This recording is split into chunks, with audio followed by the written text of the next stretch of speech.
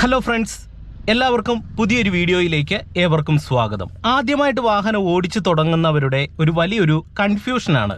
ഒരു വാഹനം ഡ്രൈവ് ചെയ്യുമ്പോൾ വളവിലും ഹമ്പിലും കയറ്റങ്ങളിലും ചെറിയ ജംഗ്ഷനിലും ഒക്കെ ചെല്ലുമ്പോൾ നമ്മൾ ഏത് ഗിയറാണ് ശരിയായ രീതിയിൽ ഉപയോഗിക്കേണ്ടത്? ഒരുപാട് പേരുടെ ഒരു സംശയമാണ്.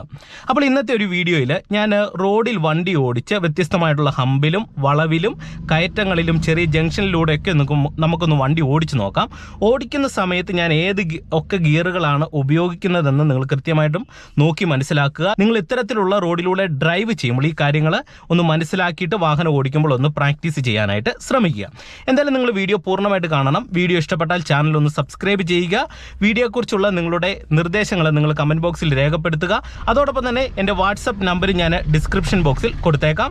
എന്തായാലും നമുക്കിനി വണ്ടി ഓടിച്ച് തന്നെ കാര്യങ്ങൾ മനസ്സിലാക്കാം. ഞാനിത് വാഹനം